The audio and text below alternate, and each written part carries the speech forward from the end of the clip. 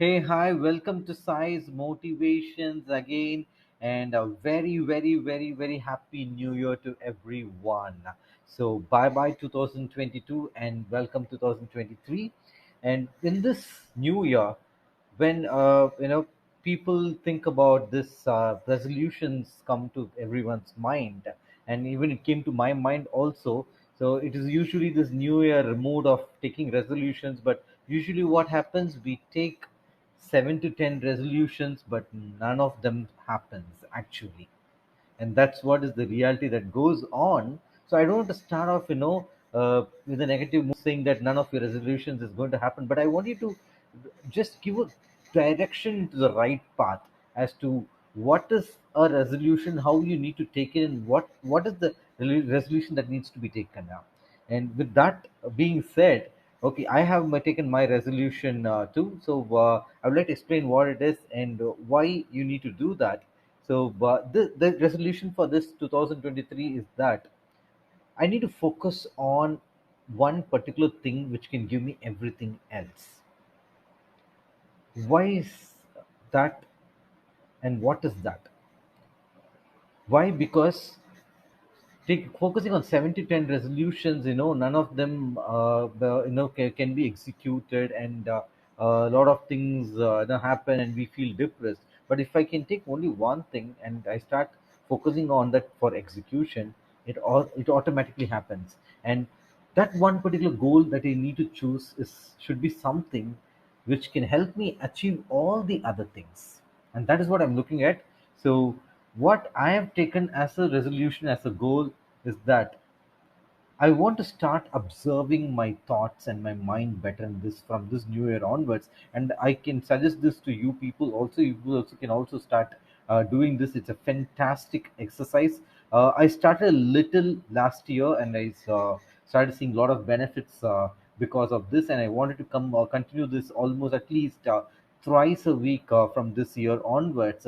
So why this particular resolution? Because I feel this is one of the most powerful skills that can be developed for us to achieve everything, virtually every single thing. And why is it that? Because this has been told by many of our ancient sages, rishis, philosophers, yogis, and monks, that observing your thoughts is a very, very important skill. And when you start doing it, you will start understanding your mind better. And when you start understanding your mind better, you know the workings of your mind. And when you know the workings of your mind, you know how to achieve things and you know how to do things. And more important than all these things, you know how to achieve inner peace, which is the most important thing. Because in today's world, we are focusing on so many things. We want to achieve wealth, prosperity, happiness. But what we are not understanding is that there's something which is much more important than this, which is inner peace. Because if you look at the world, there are only two things right now: one is happiness, another one is sadness, but there is no peace. So that is what we have to look at. And to achieve this peace, you need to understand the workings of your mind and your thoughts at a deeper dimension. And that is why I'm going to start practicing this skill. And I suggest you folks to start practicing also. So, explanation of the goal is done. So, how I'm going to do it, and why, what is the science behind this, and why this needs to be done.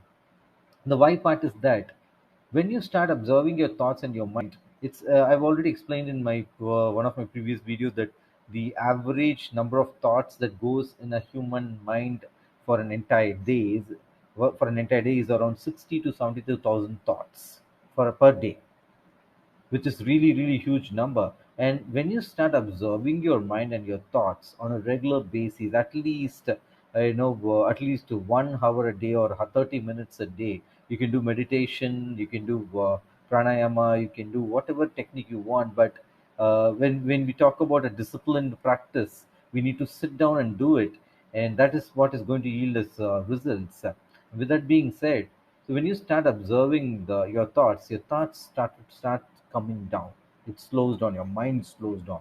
From 72,000 to, it may come down to 50, from 50 to 30, 30 to 20, and it starts coming down, and the number of your thoughts starts reducing. And this can take a very long time. I'm not saying that this can be achieved overnight, but bringing it down to a certain smallest degree possible in itself can make a huge difference.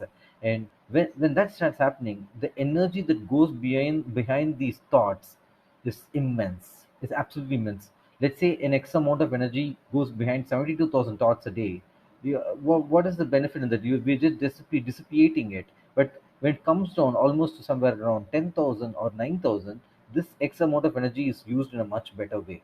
And whatever you think can manifest in a quicker fashion, because you've reduced all the distractions, all those unnecessary thoughts. Because almost those, if you observe it really well, all those 72,000 thoughts, most of them are repetitive, and also are mostly about the past or about the future, which we don't have any control of.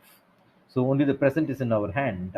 And so when we start focusing on this, we will be able to achieve many, many things. And this has been said by many of our ancient yogis and rishis. It has been spelled in the Upanishads, in the Vedas, that the mind is everything. And when you start observing your thought and your mind, okay, thoughts are little different from the mind. Mind is the consciousness or the awareness behind the thoughts. Thoughts are the projections, or those little bubbles that comes out of the awareness. So this is what I differentiate. This is how I differentiate between thoughts and the mind. So the mind needs to be aware of the thoughts, and there is a certain level of bigger awareness behind the mind itself, which is much more deeper and deeper dimension of looking at this. And so this is why we need to start focusing on our thoughts and observing our thoughts and our mind too. So this is the reason behind it. Now, how can you do it? As I said, we can do meditation, we can do breathing exercise, we can do physical exercises. Physical exercise is a very good form of observing your thoughts and your mind too.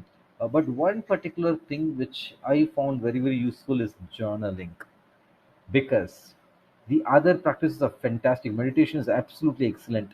But what happens is that some people tend to quit these other practices which I've told right now, like meditation, breathing exercises, swasa kriyas, pranayama. You need to have an external force to help you to do it every single day, like a guru or a mentor. But journaling is something simple which you can do on your own, and it's self-initiated. So what you can do is that I have practiced this a little, but I need to get more disciplined, as I said before.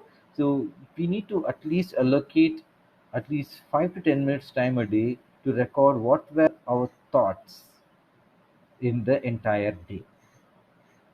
Honestly, we need to record it, and when we have a look at it for at a review of it every week, we would identify what are the repetitive thoughts that are coming in, what is the pattern involved. When you're aware of the pattern, we will start knowing how to break it. And I'm telling you, the mind, being a yoga practitioner myself, the habit of the mind is that it doesn't like someone monitoring it, and when you start monitoring it, it starts behaving well. So that's how it behaves. So you start doing this, start journaling, start recording your thoughts. It becomes a review and a monitoring mechanism for yourself. And I'm telling you, this can really, really, really mean a lot of benefit to us. And once the mind is aware of itself, the mind is aware of the thoughts, it starts deleting the unnecessary thoughts and start focusing on what is necessary, and every single thing we can achieve in this new year. This is what I feel. I have not achieved yet, but I'm sure and confident that it at least happen in the next couple of years. And this year, I want to be proficient with this particular method and practice. And once the skill is in place, once the method is in place, and the results will happen all by itself, for sure. So with this, I'm wishing again a very, very happy new year to everyone, and start practicing what I suggested. You can also put your comments in line, and definitely, and if you have any other better practices, you can definitely go ahead with that. But I would say the skill of observing the mind and thoughts is going to be very important for any one of us to achieve whatever we want in your life. And most importantly, more than money, wealth, and prosperity, inner peace is very important, and this helps us to achieve inner peace. Thank you so much, and wishing a very, very, very happy new year to everyone again.